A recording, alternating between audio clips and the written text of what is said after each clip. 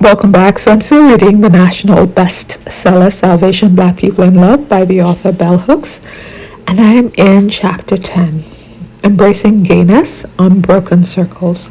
Jumping in. In the late 60s and early 70s, when black liberation was made synonymous with black men becoming patriarchs, no one talked about the way in which this uncritical support of male domination altered the nature of love in black communities. While it had a devastating impact on black heterosexual unions, it had tragic consequences for black homosexuals. Whereas tolerance of difference, including sexual difference, had been a norm in the lives of black people who had themselves been subject to genocidal assault engendered by intolerance prior to the militant black power, this support change, right? How can you who feel the pain of intolerance be intolerant to someone else? Make it make sense. Patriarchal black male takeover of the civil rights struggle ushered in a mood of intolerance. I want to push back because we had Bayard Rustin, who was a part of the regular civil rights movement with Martin Luther King Jr. And to Martin Luther King Jr.'s credit, he stood up for him. But the other black males were quite homophobic towards him and did not want him in the movement, though he was integral to the March on Washington. And I know it's homophobia because it's not like they were morality icons themselves. They did not live pure and chaste lives. So they weren't attacking him on moral issues or religion. It was homophobia. With the call to dominate and control black women by any means necessary came the call to attack, crush, and if necessary, kill homosexuals, especially the black male, quote, fag. This was the term Eldridge Cleaver and his cohorts used to put down any black male who was not willing to assume a macho pose. Oh, so we have this more now. It's on the internet, and I was observing unofficially this black singles dating program, and in the comments, whenever a black man came on and he was kind, well-groomed, immediately there would be some people in the comments, gay, gay, gay. And strangely enough, whenever someone was mean-spirited, dominating, appearing to be a misogynoir, nothing, silence. So not only am I worried that we're now not accepting a diversity of black masculinities, that we're approving the one that is most harmful to our community. Reading. Patriarchal black male leaders overtly expressed homophobia and encouraged other black people to join them. Homophobia has always been a reality in black life. So I have a video, I don't recall which one right now, but it was talking about the roots of homophobia, the extreme form in black communities, how we can trace that to slavery, because one of the punishments some people I know of in Jamaica and elsewhere would be sodomy. The overseer or the owner would publicly rape black men as a way of emasculating them and trying to stop them from resisting and running away. Continuing, hatred and fear of homosexuals was taught to many black folks by religious leaders. Prior to the 60s, black folks were much more willing to interpret scriptures in ways that affirmed loving one another. Growing up in our small Kentucky town as a family, we had the good fortune to live across the street from the Smith family, an elderly couple who lived with their adult son, Mr. Richard, a school teacher. In those days, everyone used the word, quote, funny to describe homosexuals. We learned at school that Mr. Richard was, quote, funny. At home, we were taught to respect him, to appreciate the way he cared for his mother and his father. When I told Miss Rosabelle, my mother, that I was writing this chapter, we talked about why there had been this spirit of tolerance then. She shared that in small towns where black people, quote, had known someone all their life, you accepted folks' sexuality because they were just born that way. They couldn't change themselves, and you could not change them, so there was no point in trying. But now, many years later, with more science, we still try to change people with things like conversion therapies, which we know causes more harm than good. Continuing, in those days, Black Christian fundamentalists emphasized the importance of religious teachings that urged us to love everyone. Growing up, we loved the gay men and women in our communities. Many of them were professionals. By today's standards, they could appear closeted, because even though everyone knew that they were gay, they did not speak about it openly. It was also evident that male homosexuality was much more widely accepted than lesbianism, and I think it's flipped now. People are more permissive towards lesbians and less so towards gay men, but the people they hate most of all are transgender people. They have to hate somebody. Black gay men in the town I grew up in adopted children, usually choosing a child from a family without the means to care for all their kin. These children always had ties of affection and interaction with their biological families. Even though they stayed with their adopted kin, they did not become gay, nor did anyone express concern that being around gay folks would be corrupting, an expression of homophobic thinking that has now become more commonplace in Black life. The histories of Black gay people in segregated communities prior to racial integration have yet to be written. Sadly, many of the voices who could have given first-hand accounts of life as it was lived then have passed away. As with all aspects of Black life, urban experience often receives more attention and tends to be seen as the norm, so that often the unique experiences of Black people in small towns in America are never critically examined.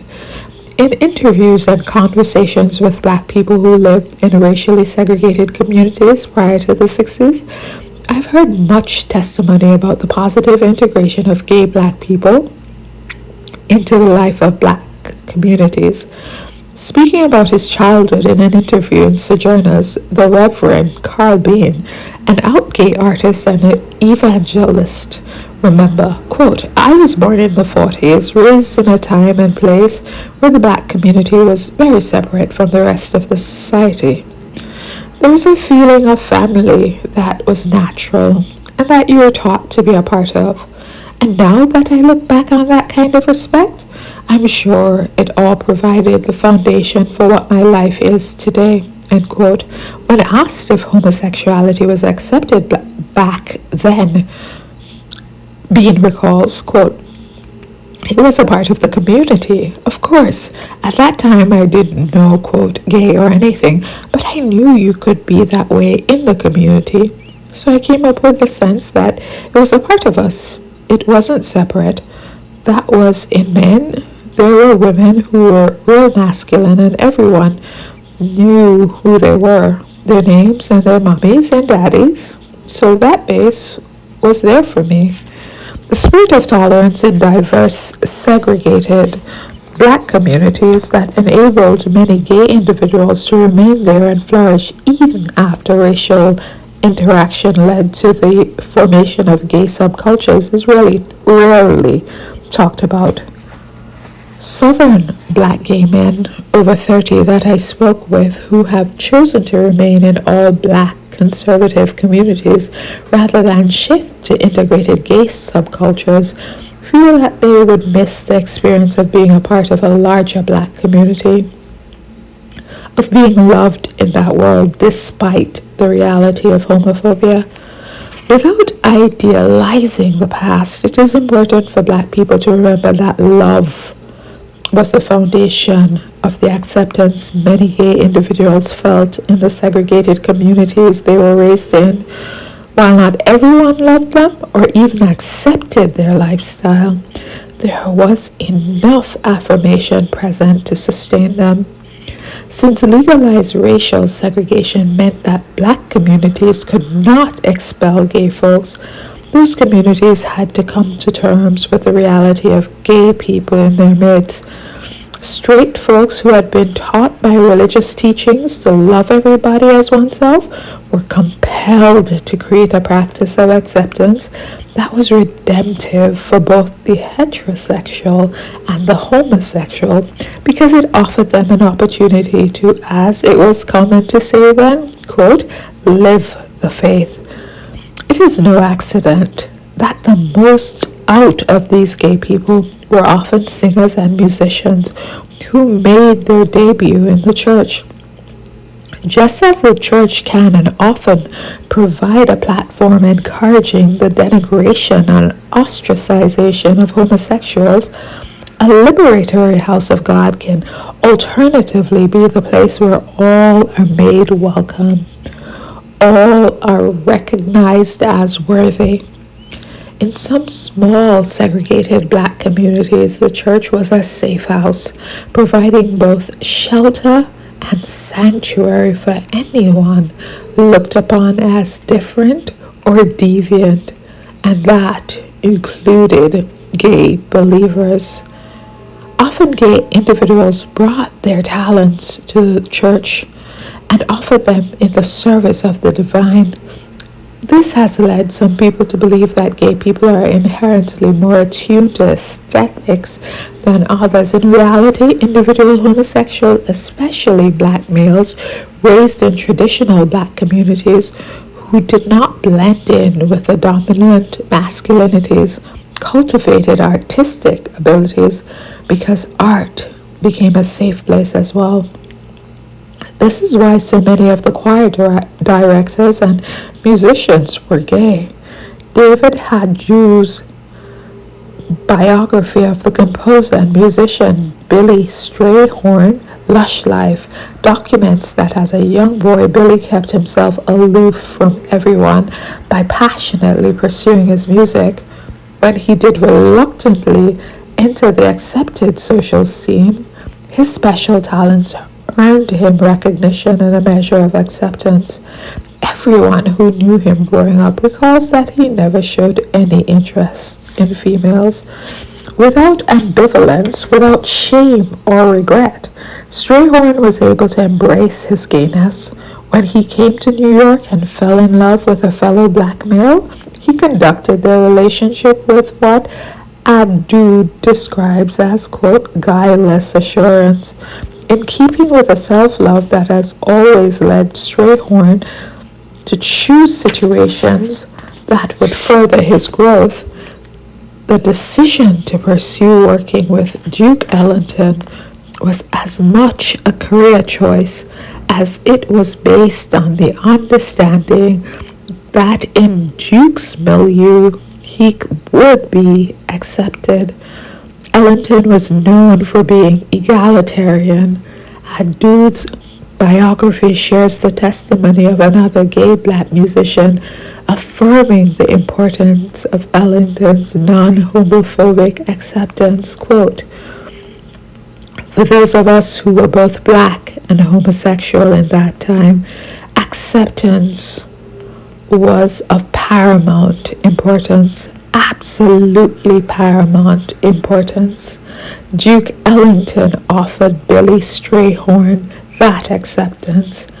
That was something that cannot be undervalued or underappreciated. Ellington's ability to accept homosexuality was tied to the way he had been raised, to be appreciative of black folks, to be tolerant of those who were different, to be against domination and oppression in all their forms. Of course, this is so beautiful. And of course, I'm just intrigued now to learn more about Duke Ellington with all his egalitarianism. Of course, I love Duke Ellington's music, but I didn't know he was such a beautiful creature, a beautiful black man that I have to learn about. Yes, but I don't want to digress, but I'm going to stop here because why not end on something beautiful?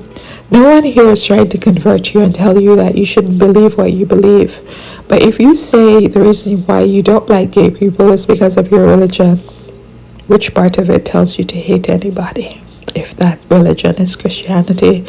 If you have another religion that's telling you to hate people, good luck. Tell me what you think. Thanks so much for listening.